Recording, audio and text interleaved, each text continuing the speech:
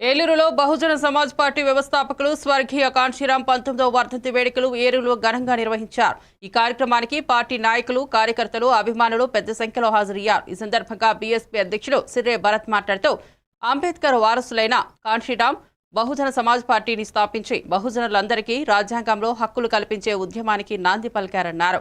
ఆయన కలల స్ఫూర్తితో బీఎస్పీ ద్వారా బహుజనులు రాజ్యాంగం కల్పించిన హక్కులను వినియోగించుకుని శాసనసభలో ప్రాతినిధ్యం పొందుతున్నారని అన్నారు.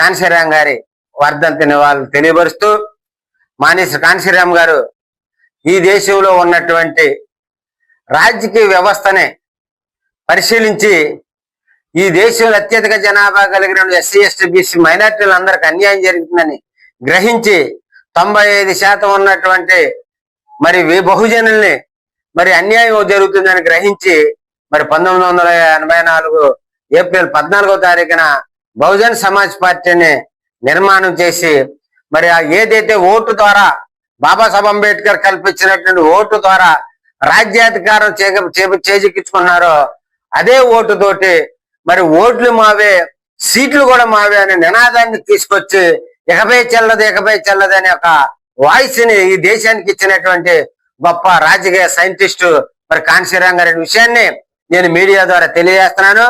మరి కాంశీరాం గారు కల్పించినటువంటి ఓటుతో మరి మాయావతి గారు మరి ఈ దేశానికి అతిపెద్ద రాష్ట్రమైనటువంటి ఉత్తరప్రదేశ్ కి 4 సార్లు ముఖ్యమంత్రి అయింది.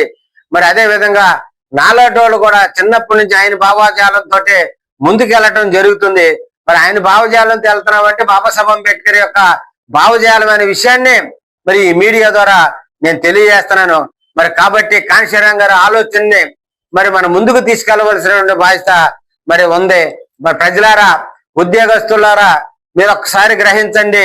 మరి కాంశీరాం గారే కనుక ఆనాడు పార్టీ ఏర్పాటు చేయకపోయినట్లయితే ఈ దేశంలో ఉన్నటువంటి మరి కొంతమంది అయినా సరే ఆ విధమైనటువంటి పాలనకి వెళ్లే పరిస్థితి ఉండేది కాదు.